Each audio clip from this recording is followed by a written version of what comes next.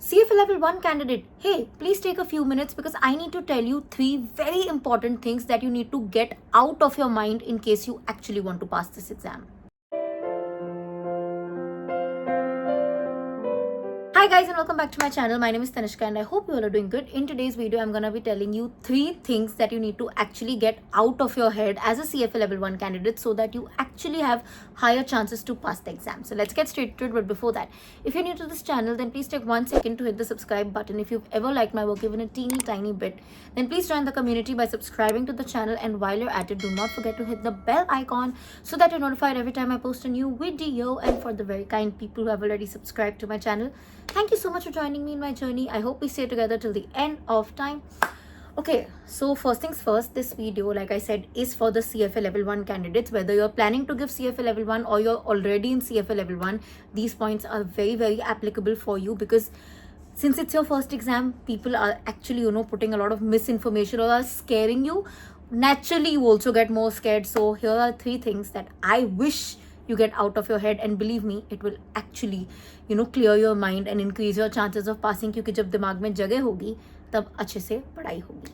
Coming to number 1, you will not pass if you do not get the premium pack. Whoever has said this, it's absolute rubbish. You can very well pass the exam even if you do not purchase the premium pack. Just the standard pack itself, Schwezer questions, institute questions is enough. The premium pack, yes, if you can afford it, if you have the time, then take it. But in case money is an issue, it's not gonna be the reason that you do not pass the exam. Absolutely not. Just by solving extra questions doesn't mean you're gonna pass the exam. Solving questions is done so that you get concept clarity, so that your concept is more clear, so that you are able to solve the concept from different dimensions. That can happen even in 5 questions, that cannot happen even in 500 questions. That's on you. So don't run after the premium pack. If you can afford it, if you have the time, then definitely it's good to have it because you'll just have access to more practice material. But just because you purchase the premium pack doesn't mean you're gonna guaranteed pass the exam. I know people who have purchased the premium pack and failed the exam, and I know people who have not even seen the premium pack and still pass the exam. Remember, it's all about understanding the concept and being able to grasp the concept or get what the concept is through different dimensions. Keep that in mind. Point number 2, you're gonna absolutely fail the exam if you don't go for classes. Again, absolute myth. Okay, classes are just for convenience. It is not a guarantee that you're gonna pass the exam. It is no guarantee even for level 2 or level 3 or for any other exam in the world. You can very well self-study. The only glitch or the only issue is that you might take more time because you have to explain things to yourself. In classes, you're basically buying convenience for somebody to explain you iska matlab kya hai. Doesn't mean that you're paying somebody to get a guarantee that you'll pass the exam.